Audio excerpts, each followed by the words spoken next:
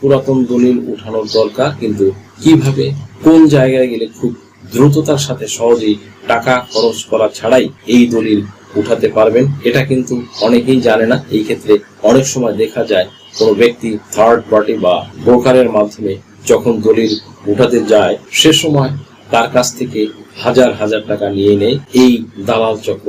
এমন অনেক ব্যক্তি আছে, তারা এই বাড়তি টাকা খরচ করে তারা দলিলের সার্টিফাইড কপি বা নকল উঠাতে যায় বা উঠাতে হয়। সুপ্রিয় দর্শক মন্ডলী, তাদের জন্য সুখবর হচ্ছে যে সরকারের পক্ষ থেকে এমন কিছু সহজ পন্থা বা ওয়ে এবার দেওয়া হয়েছে, যা ব্যবহার করার ফলে আপনি চাইলেই কোনো ব্রোকার চক্র বা প্রতারক চক্রের মাধ্যম ছাড়াই নিজেই এই অফিসগুলোতে যোগাযোগ করে আপনার দলিল আপনি নিজেই উঠিয়ে নিতে পারবেন। কোন রকম হ্যারাসমেন্ট ছাড়াই তা পারবেন।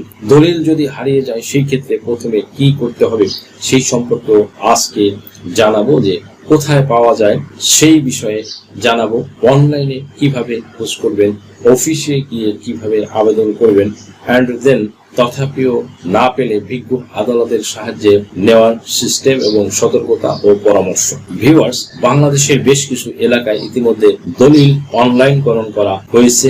স্ক্যানিং করে নেওয়ার মাধ্যমে এই দলিলগুলো ইতিমধ্যে আর্কাইভসে সংরক্ষণ করা হয়েছে। সমগ্র বাংলাদেশে এখনো সরকারের পক্ষ থেকে অনলাইনে প্রকাশ করা হয়নি, তবে যেই অঞ্চলে অনলাইনে প্রকাশ করা হয়েছে তারা চাইলে তাদের হারানো দলিল বা অনেক পুরাতন দলিল এই অনলাইনের মাধ্যমে, অর্থাৎ অ্যান্ড্রয়েড মোবাইল ব্যবহার করার মাধ্যমে, ল্যাপটপ ব্যবহার করার মাধ্যমে তাদের দলিলের সার্টিফাইড কপি বা নকল ডাউনলোড করে নিতে পারবেন। এই জন্য প্রথমে আপনাকে যে কাজটা করতে হবে সেটা হচ্ছে, আপনার দলিল যদি হারিয়ে যায় তাহলে সর্বপ্রথম আইনি প্রক্রিয়া অবলম্বন হিসেবে আপনাকে একটি জিডি করতে হবে।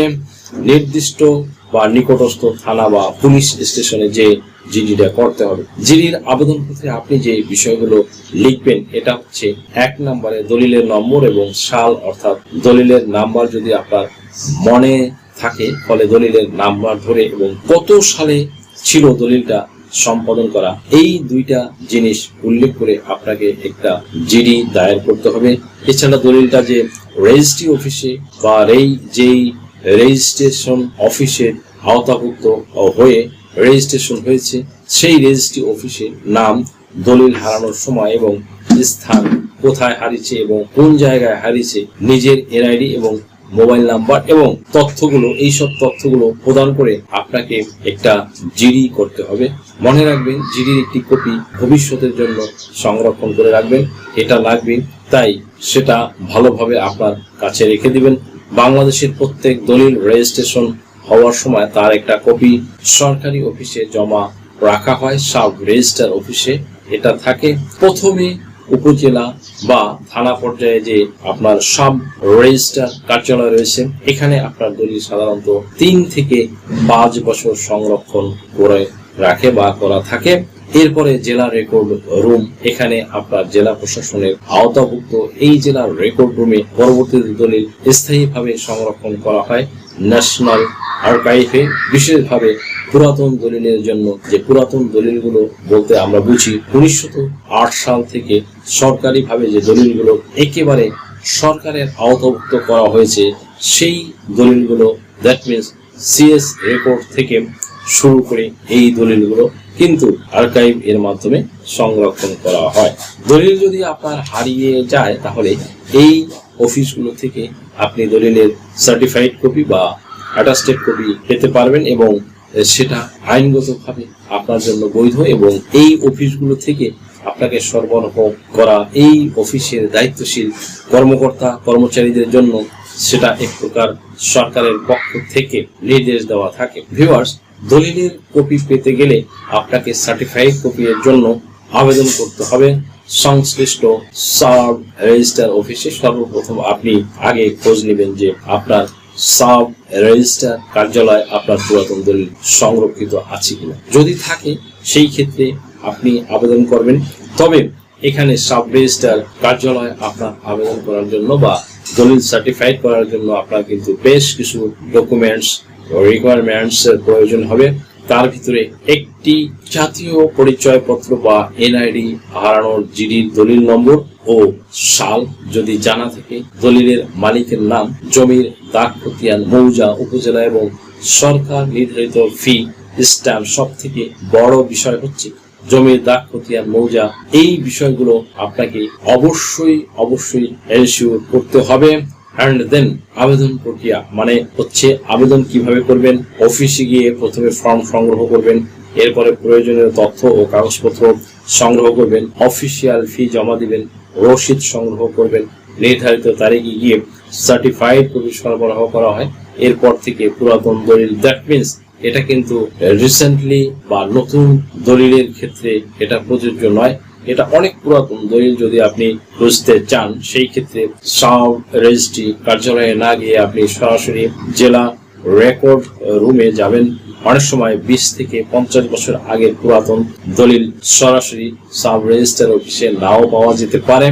সেই ক্ষেত্রে আপনাকে জেলা রেকর্ড রুমে গিয়ে খোঁজ করতে হবে। এট ফার্স্ট আপনি একটি কাজ করবেন, আপনার দলিলের সাল এবং সময় মানে যে দলিলটা আপনি উঠাবেন সেই সময়টা আপনার যদি মনে থাকে তাহলে স্পেসিফিকলি সেই সময়টা উল্লেখ করে এবং সালটা উল্লেখ করে আপনি দলিল সার্চ করবেন। সাব রেজিস্ট্রার অফিসে নাম বলবেন, জমির বিস্তারিত তথ্য আপনি জানাবেন এবং আপনার কাছে যে জিডি রয়েছে সেই কপিটাও সরবরাহ করবেন। অ্যান্ড দেন হচ্ছে এরপরে আবেদনপত্র এবং ফি জমা দেবেন। অনেক পুরাতন দলিলগুলোর জন্য এখন কিন্তু ডিজিটাল ভাবে স্ক্যানিং করে এগুলো সংরক্ষিত আছে, তাই আপনার এই পুরাতন দলিলগুলো খুঁজে পাওয়া এখন অনেক সহজ হয়ে গেছে। অনলাইনে পুরাতন দলিল সরাসরি অনলাইনে না পাওয়া গেলেও আপনি কিন্তু কিছু তথ্য যাচাই করতে পারবেন। আপনি এই ক্ষেত্রে নির্দিষ্ট ওয়েবসাইট রয়েছে, সেখানে খুঁজে পেতে পারেন। তারপরও যদি আপনি দলিল খুঁজে না পান বা আপনার দলিল স্ক্যানিং করে সরাসরি সরকার এখন অনলাইন না করে থাকে, সেই ক্ষেত্রে আসলে আপনি আপনার জমির তথ্য বা খতিয়ানও দেখতে পারবেন। জমির রেকর্ড কার নামে আছে এই তথ্যটা আপনি জানতে পারবেন এবং মালিকানার ইতিহাস মনে রাখবেন। এটা দলিল নয়, বরং এটি রেকর্ড অফ রাইটস R1 বা খতিয়ান ভিত্তিক তথ্য।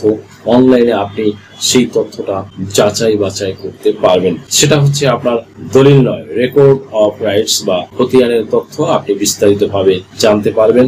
সেখান থেকে আপনি কিন্তু একটা আইডিয়া পাবেন যে দলিলটা কার নামে তৈরি হয়েছে। সুপ্রিয় দর্শক মণ্ডলী, যদি আপনার এই যে উপরের সব যে আলোচনা করলাম সব জায়গায় ঘুরিয়ে দলিল না পাওয়া যায় অথবা কোনো পক্ষ দলিল গায়েব করে দিয়েছে বলে যদি সন্দেহ থাকে, ডাউট থাকে, সেই ক্ষেত্রে আপনি সরাসরি আদালতের মাধ্যমে ডিক্লারেশন শুট করতে পারবেন। কোন আদালতে করবেন, সেই ক্ষেত্রে আপনার জমির অবস্থান অনুযায়ী সিভিল কোর্টে, দ্যাট মিনস অভিজ্ঞ আইনজীবীর মাধ্যমে আবেদনটি করবেন। দলিলের অস্তিত্ব প্রমাণ করতে পারেন, অর্থাৎ এখানে আপনি আদালতের মাধ্যমে আপনার যে দলিলটা রয়েছে সত্যি দলিলটা যে গায়েব করা হয়েছে, সেই ক্ষেত্রে আপনার দলিলের পক্ষে আপনি দলিলের অস্তিত্ব প্রমাণ করতে পারবেন। কপির সরবরাহ নির্দেশ চাইতে পারবেন। আদালত থেকে আপনার দলিলের সার্টিফাইড কপি বা নকল সরবরাহ করতে হবে, এটার নির্দেশনামা আপনি নিতে পারবেন বা এটা ডিগ্রি আপনার পক্ষে নিতে পারবেন এবং ভবিষ্যতে মালিকানা আপনি রক্ষা করতে পারবেন। সুপ্রিয় দর্শক মণ্ডলী, কিছু গুরুত্বপূর্ণ জিজ্ঞাসার জবাব রয়েছে যেগুলো আমি আপনাদের কাছে পরামর্শ হিসেবে এখন দেব। আপনাদের অনুরোধ করব দালালের ফাঁদে পা দেবেন না, এটা হচ্ছে 1 নম্বর কথা। সেকেন্ড থিং, সবকিছু রিসিভিং কপি রেখে দেবেন। রিসিভ কপি রেখে দেবেন এই জন্য যে এখনকার সামাজিক প্রেক্ষাপটে দলিলগুলো হচ্ছে প্রত্যেকটা দলিলের রিসিভ কপি আপনার কাছে সংরক্ষণ করা জরুরি। কোনো দালালের কাছে রেখে দিবেন না বা কোনো কারো কাছে রেখে দিবেন না। একাধিক উৎসে খোঁজ করবেন। সে ফর এক্সাম্পল উপজেলা, জেলা রেকর্ড রুম, এছাড়া একাধিক জায়গাতে আপনি খোঁজ করবেন। দলিল পাওয়ার পর সেটা ডিজিটাল কপি করে নিরাপদ স্থানে সংরক্ষণ করবেন। এখনকার সময় যে দলিলগুলো পাবেন সেটা অবশ্যই ডিজিটাল কপি করে নিরাপদ স্থানে রেখে দিবেন। চাইলে নোটারি পাবলিকের মাধ্যমে সত্যায়িত বা অ্যাটাস্টেড করেও রাখতে পারেন। তবে এখানে একটি বিষয় আছে, অনেকেই বলে যে দলিল যে আমি খুঁজতে যাব, এই ক্ষেত্রে আমার ফি কত খরচ হবে বা আমার দলিল খোঁজার জন্য আমার কত টাকা খরচ হবে, তাদের জন্য একটা পরামর্শ বা একটা সঠিক তথ্য উপাত্ত বা দিক নির্দেশনা উপস্থাপন করি। এটা হচ্ছে জেলা পর্যায়ে রেজিস্ট্রার অফিসের অধীনে রেকর্ড রুমে, সেখানে দীর্ঘমেয়াদী 30 থেকে আপনার 100 বছরের পুরাতন দলিলগুলো সংরক্ষণ করেছে। সেখানে আপনার সর্বপ্রথম খোঁজ করতে হবে। পুরাতন দলিল বা কপি হারিয়ে গেলে সেখান থেকে সার্টিফাইড কপি আপনি পাবেন, বাট মূল দলিল আর পাবেন না। সাধারণত এই সার্টিফাইড কপি বা নকল উঠানোর জন্য আপনার সরকার নির্ধারিত যে ফি, সেটা হচ্ছে এই 2025 সালের আপডেট তথ্য অনুযায়ী খরচ আপনার আনুমানিক জেলার ভিন্নতার কারণে সামান্য কিছু হেরফের বা পার্থক্য হতে পারে, তবে প্রত্যেকটা জেলা সাধারণত এই খরচের ভিতরে খরচগুলো নেওয়া হয়। আপনি যদি আবেদন করেন, অর্থাৎ আপনার যদি পুরাতন দলিলের আপনি সূচিপত্র দেখতে চান, সেই ক্ষেত্রে আপনার আবেদনপত্রের ফি 10 টাকা থেকে 20 টাকার ভিতরে, কোনো জেলায় 15 টাকা নেয়, আবার কোনো জায়গায় 20 টাকা নেয়। আপনি যদি সার্টিফাইড কপি উঠান, সেই ক্ষেত্রে আপনার প্রতি পৃষ্ঠার জন্য 35 টাকা করে নির্ধারণ করবে। আপনার যে সার্টিফিকেট কপি, সেই সার্টিফাইড কপি আপনি মনে করুন আপনি সেই সার্টিফাইড কপি বের করে নেবেন, সেই ক্ষেত্রে মনে রাখবেন যে দলিলটা যত পৃষ্ঠারই হোক প্রতি পৃষ্ঠার জন্য 35 টাকা করে নেবে। আপনি যদি সার্চ করতে চান ভলিউম বই, এই ভলিউম বই সার্চ করার জন্য আপনার কাছ থেকে স্থান কাল পাত্র ভেদে বিশেষ কোথাও 50 টাকা, আবার কোন জেলায় 200 টাকা পর্যন্ত নিয়ে থাকে। এটা কিন্তু অবশ্যই মনে রাখবেন যে জেলা ওয়াইজ আপনার কম বেশি থাকতে পারে, জেলা ওয়াইজ ভেরি করে, তবে 50 টাকা থেকে 200 টাকার ভিতরে নিবে। এছাড়া আপনার যে স্ট্যাম্পের ফি থাকে, দাপ্তরিক স্ট্যাম্প, সেখানে আপনার যে আবেদন, এই আবেদন করার ক্ষেত্রে আপনার লাগবে আপনার আরো বাড়তি 10 টাকা। এছাড়া সত্যায়ন বা নোটারি ফি বাবদ আপনার থেকে নেবে 50 টাকা থেকে 100 টাকা, কোথাও 50 টাকা, কোথাও 200 টাকা, এভাবে খরচ নেবে। যদি দলিল নাম্বার ঠিক থাকে প্রায় 100 থেকে 200 টাকার মধ্যে আপনি এই খরচটা কভার করতে পারবেন।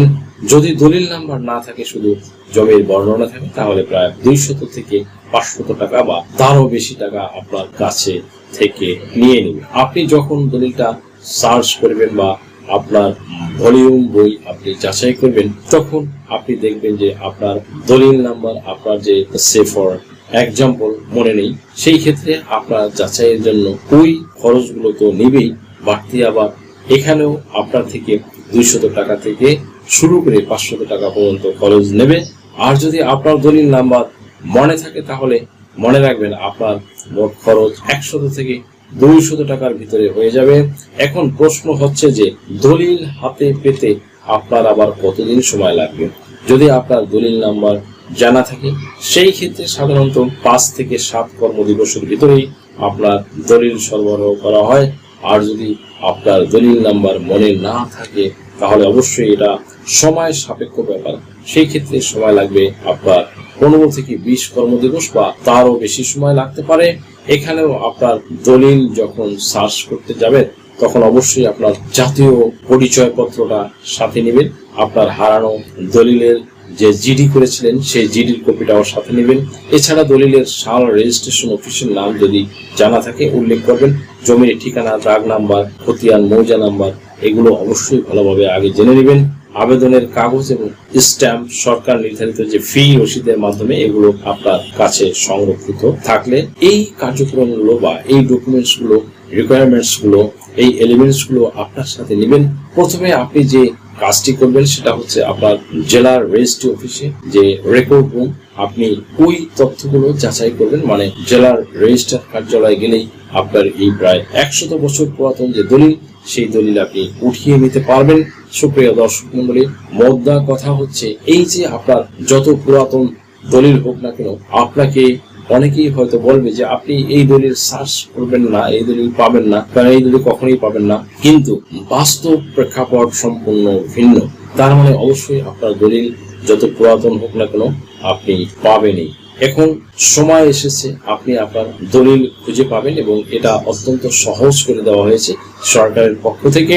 তাই আপনার দলিলের মূল কপি যদি কাছে না থাকে তাহলে অবশ্যই যত দ্রুত সম্ভব সরকারের এই দপ্তরগুলোতে যোগাযোগ করার মাধ্যমে আপনার দলিলের সার্টিফাইড কপি উঠিয়ে বা নকল কপি আপনার কাছে সংরক্ষণে রেখে দিন। প্রকাশ থাকে যে হারিয়ে যাওয়া দলিল কিন্তু কোনো মস্ত বড় কোনো বিপদ নয়, এটা কিন্তু মনে রাখবেন। তবে সবসময় ব্যবস্থা না নিলে এটা আপনার বড় একটা আইনি জটিলতার কারণ হতে পারে। তাই ভিডিওটিতে আমি যে পদক্ষেপগুলোর কথা বললাম, এই পদক্ষেপগুলো অনুসরণ করে যত দ্রুত সম্ভব অ্যাজ আর্লি অ্যাজ পসিবল আপনার মূল দলিলের সার্টিফাইড কপি বা নকল কপি উঠিয়ে নেন, তাহলে কিন্তু আপনার সব সমস্যা সমাধান হয়ে যাবে।